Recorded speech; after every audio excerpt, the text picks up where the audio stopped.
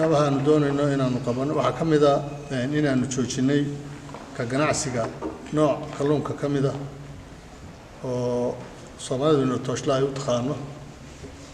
laakiin afka qalaad loo yaqaano qayb libaaxa kamid ah lana yiraahdo galbar shark bahashaasu markiisa hore libaaxa oo dhami wuxuu mamnuuc ka yahay in la ugaarsado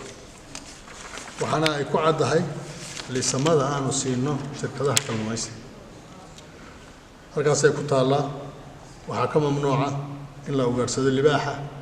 iyo diinka iyo naasleyda badda ku jirta oo loo yaqaano marine mammals loo yaqaano saddexdaas shay waa ka mamnuuc waana liisanka shirkadaha ku jira kalluumaysigu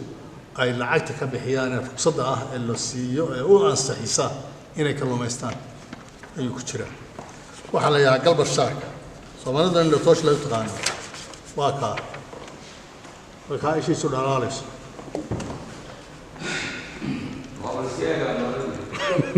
waa idinka tegaya galbar iyo ka yara dhafis galbar shark waa la yiraahdaa waa libaax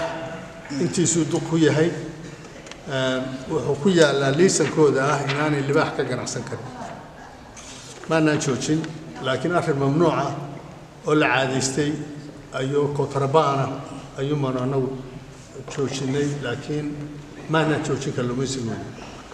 kalluun ay xaq u leeyihiin inay kalluumaystaanna kamaana joojin laakiin kalluun mamnuuc ahaa